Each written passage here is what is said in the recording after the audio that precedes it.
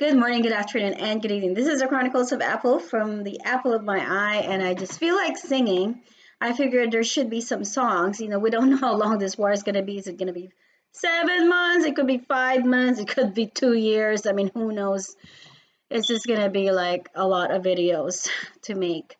So, and a lot of brewing. I think I overdid the coffee because I just can't sleep now. So I wanted to sing this song. Okay, so I figured we don't want to be, you know, well, I have this joke. I don't think it's funny, but I'm going to say it. I don't know why they call Jews Semites. And then it dawned on me that maybe it's because they don't have the full mite. It's like it's only Semites because there's only 50% there in Israel and then 50% more in the US. And then, of course, you need God in order to be a full mite. So maybe that's why they're called Semites. I just don't know why.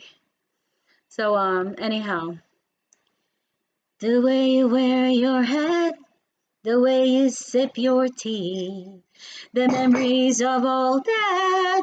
No, they can't take guns away from me. The way you smile, you're just, the way you smile, just the way you use your beams, the way you sing off key, the way you hunt my dreams. No, they can't take guns away from me. They can't take guns away from me. It should be, no, they can't take it away from me.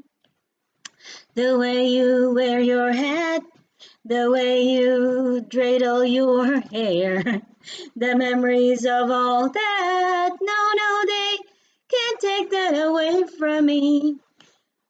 They can't take that away from me. The way you shoot the iron beams, the way you shoot those beams, the way you run the tanks.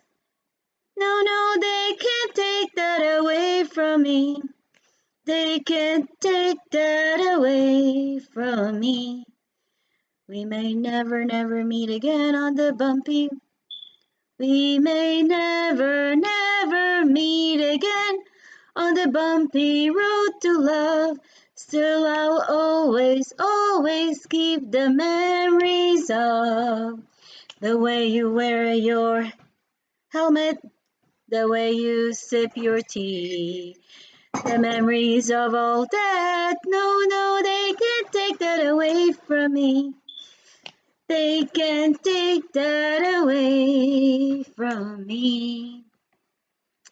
So we don't know how long this war will last on the bumpy road in Israel. Still, I'll always keep the memories of the way Jerusalem runs, the way they fight all day, the way they take their photos. No, they can't take that away from me. The way you smile at Shabbat, the way you sing off key, the way you hunt our dreams. No, they can't take war away from me. No, they can't take war away from me. We may never meet again on a bumpy road to Israel. Still, I'll always keep the memories of. Anyway, that's kind of like my way to sustain myself with all these war things. I'm like, how long is it gonna be? Why can't we just have pillow fights, singing fights, cooking fights, you know, teaching fights. We can have all kinds of fights, you know, and I know that as far as the Jewish people are concerned, they just can't wait for this war to be over so they can fight with each other, you know. You know, something just hit me. I was wondering what is the issue with this Armenian and Jewish people when they're side by side in this, you know, quarter, you know. I honestly think, you know, Semites are not really Semites. I think they're more like Quartites because they only have a quarter of the old city. And then, yeah, it's just very interesting. I think this whole Armenian quarter, I mean, literally, I mean, it's like the Jews cannot even get in and out without the Armenians knowing about it. I mean, it's just a full house. Like literally, Israel, old city, is a full house. And what has brought this about? And you know, why does God make it that way? You know, why are the Jews stuck with the Christians and the Muslims? And you know, the Armenians cannot really fit in with the Jews, they can't fit in with the Muslims, and they're trying to fit in with the Christians. And they're just as liberal. It seems like the Armenians are just as liberal as the Jews. I mean, based on their abortion stance, based on their, you know, it seems like there's just something there. I was researching this. It's like Shakespeare. Could you believe this? I'm going to read this to you. Shakespeare.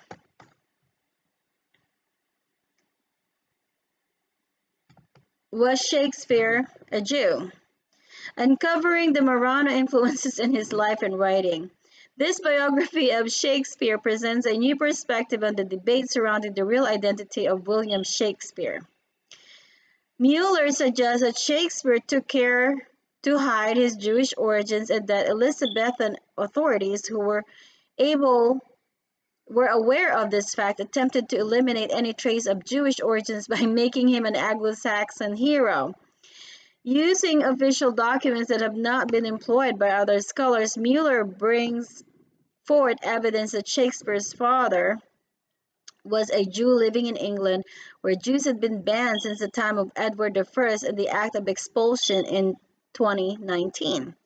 Mueller demonstrates that Shakespeare was brought up in the Jewish faith and many of his closest connections were from Jewish circles. In addition, Shakespeare's coat of arms, his retirement to Stratford, and his last will and testament are further used as evidence that Shakespeare was a Jew. Anyway, interested in the works of William Shakespeare, his life and his true identity will enjoy this well-researched and written book. Of course, I have never read it. So it was Merit and Morality of Shakespeare Wholly False. Shakespeare and Public Execution. What? How did Shakespeare die? How did Shakespeare die? It's been speculated he died of syphilis or was murdered. Oh my gosh. His real name is Gulielmus Shakespeare, 1564, which is the Latin word for William. Will, in his sonnet and most of his contemporaries referred to him as William Shakespeare, so it's safe to say that this was his name. Who knows? They put all kinds of stuff in here. Of course, he was well known when he died. Who inherited his sister Joan Hart and her 3 sons. The name of the 3rd son, Thomas, is left blank. They played to his granddaughter, Elizabeth Hall, whom he referred to as his niece. So Shakespeare left the bulk of his property to his 2 daughters, Susanna Hall, his first child, and Judith Queenie. Now, interesting with, I did see the house of William Shakespeare. It was it's funny because I was looking for a glove, and then I walked in, and they said that his father was a glover. And I thought it was a globe trotter, you know, must be from a rich family. And no, his father makes gloves. And to make the gloves, you have to dip it in horse urine, by the way. Those are like the fancy gloves that are worn by people for a special occasion, and you only have so many pairs of those because they are expensive. And they have oranges, and they stuff it with cloves, and it makes the house smell really good. Then, interestingly, I saw like the room that they use. I think he married somebody. I don't know. He got married. Yeah, I think the William Shakespeare Romeo and Juliet just looks a lot like you know how there's a lot of intermarriage among Jewish people and all the other, which is the same thing that Solomon did. And this is why Israel is so crowded, you know, with different people, because there was just there's so much affairs that took place. I mean, Solomon had literally a world affair, and it's the same thing like that's going on right now. It's a world affair. Whatever Jews get it themselves into, the whole world falls right into it. Whatever Hollywood goes into, like the whole world tries to follow it. So there is this thing about Jews, they tend to trend on things. They make things trend. And there's this jealousy over that, you know. The world gets jealous over that. It's just like Joseph making his brothers jealous, like making, you know, oh, you think we're gonna bow down to you? You know, what do you mean by that dream? You know, so there's just a lot of these things happening, and people do not understand that the elect literally means people are elected for the calling of God to send a message to His people. And in so sending the message, the Jews don't really represent God in an always pure way. I mean, the Jews have gotten into all kinds of sins, and the world goes into all kinds of sins too. And there's just that, you know, that whole mystery of what is going on in that Jewish quarter. You know, like there's a Jewish quarter, but then in order to get to your place, you got to go through all the other people. You got to get through the Armenians, you know. And then there is something about Georgia. Georgia, Georgia, the whole way through. Like an old sweet song is Georgia on my mind. So maybe Israel have Georgia on their mind. Armenia, it's my mother's name is Armenia, and one of the sisters' name is Helen. And we are not sure, but my sister believes that because my grandfather was an attorney, that he must have studied Shakespeare enough that he named his two daughters after some of the characters from Shakespeare's Midsummer's Night's Dream. I don't know what is it, but anyhow, there was that Helen and Herminia, Armenia. Yeah, so Shakespeare, it's Midsummer's Night's Dream. Is it Midsummer's Night's Dream? There was one of them that have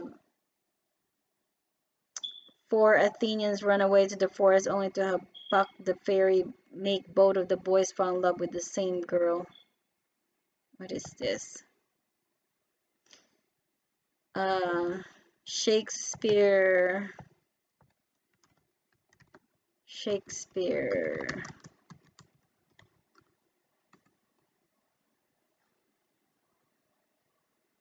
Hermia. And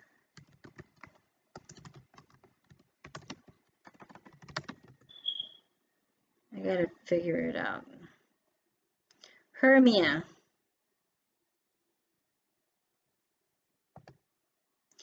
Hermia and Helena is in this story of Midsummer's Night Dream. And I only read the kiddie version of this.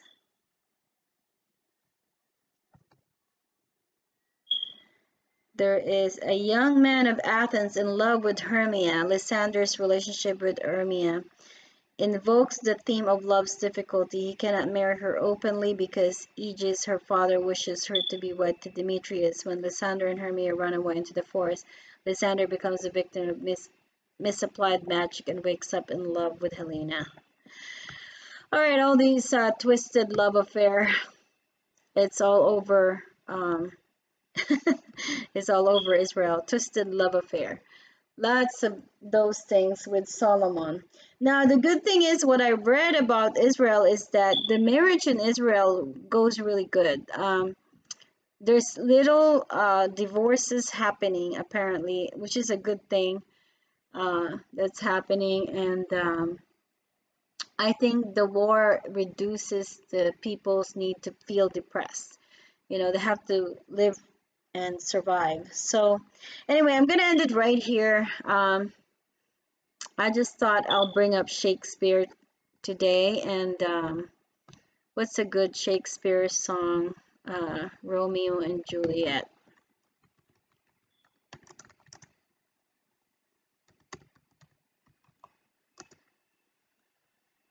Well, let's not put that in because I don't really want to deal with too much Hollywood stuff right now. Anyway, thank you and God bless.